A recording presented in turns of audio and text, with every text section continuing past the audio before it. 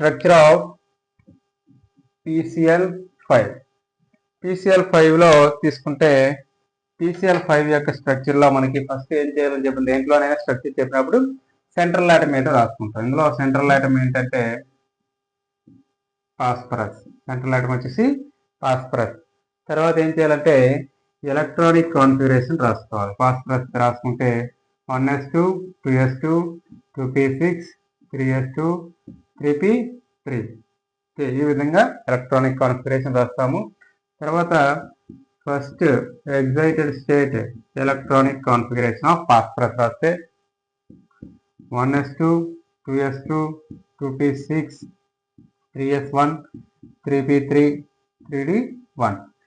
తర్వాత ఏం చేయాలంటే ఆర్బిటాల్ డయాగ్రామ్ డ్రా చేయాలి. ఆర్బిటాల్ డయాగ్రామ్ డ్రా చేస్తే మనకి only outer most orbital draw చేస్తే సరిపోతుంది. 3s 3p and 3d 1 2 3 4 5 1 electron ఉంది. 1 ఎలక్ట్రాన్ 1 ఎలక్ట్రాన్ 1 ఎలక్ట్రాన్ 4 అయ్యాయి. 5th electron. ఇవి ఒక s ఆర్బిటాల్ 3p ఆర్బిటాల్ ఒక d ఆర్బిటాల్.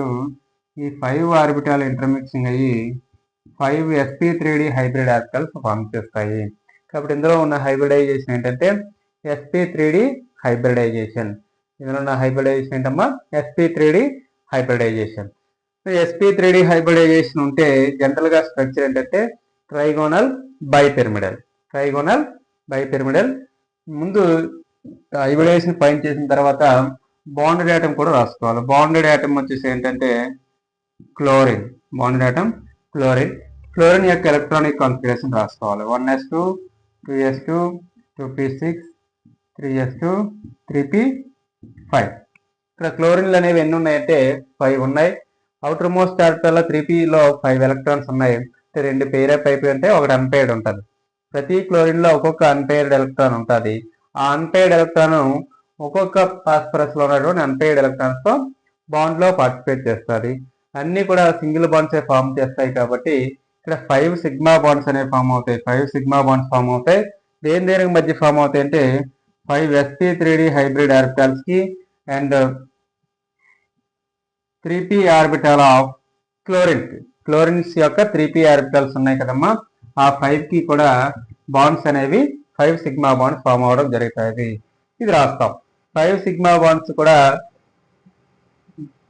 దేంతో ఫామ్ అవుతున్నాయి? ఫాస్ఫరస్ తోటి క్లోరిన్ మధ్య ఫామ్ అవుతున్నాయి. అవి ఏ విధంగా అరేంజ్ అయి ఉంటాయంటే sp3d హైబ్రిడైజేషన్ లో ఫాస్ఫరస్ అనేది సెంట్రల్ ఆటమ్, 3 క్లోరిన్లు ట్రైగోనల్ ప్లానార్ షేప్ లో ఉంటే ఈ 3 కూడా ట్రయాంగిల్ షేప్ లో ఉంటుంది. ఓకే, దీన్ని ట్రైగోనల్ అని అంటాం. ట్రైగోనల్. అలాగే ఒక క్లోరిన్ పిరమిడల్, ఇంకో క్లోరిన్ పిరమిడల్. 2 పిరమిడ్లు ఉన్నాయి కాబట్టి ట్రైగోనల్ బై పిరమిడల్ షేప్ లో ఉంటుందని చెప్తాం.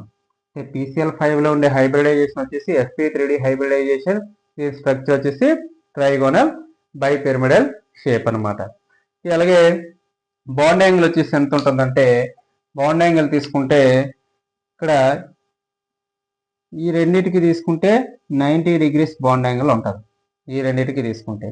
అలాగే దీంతో ఏదైనా క్లోరిన్తో తీసుకున్నప్పుడు 180 degrees యాంగిల్లో ఉంటాయి పక్క క్లోరిన్తో.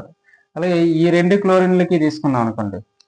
అలాగే అంటే ట్రయాంగిల్ ఉన్న క్లోరిన్ల మధ్య బాండ్ యాంగిల్ ఏ విధంగా ఉంటుందంటే 120 degrees ఉంటుంది. ట్రయాంగిల్ ఉన్నటువంటి క్లోరిన్కి 120 degrees. అలాగే పిరమిడల్లో ఉన్న రెండింటికి మధ్య ఉండే బాండ్ యాంగిల్ 90 degrees. అలా పిరమిడల్లో ఉన్న క్లోరిన్కి ట్రయాంగిల్లో ఉన్నటువంటి క్లోరిన్కి మధ్య ఉండే బాండ్ యాంగిల్ ఎంత అంటే 180 degrees ఉండడం జరుగుతుంది అనమాట. ఇది PCl5 యొక్క స్ట్రక్చర్ గురించి ఎక్స్ప్లెయిన్ చేయమంటే రాయాల్సింది.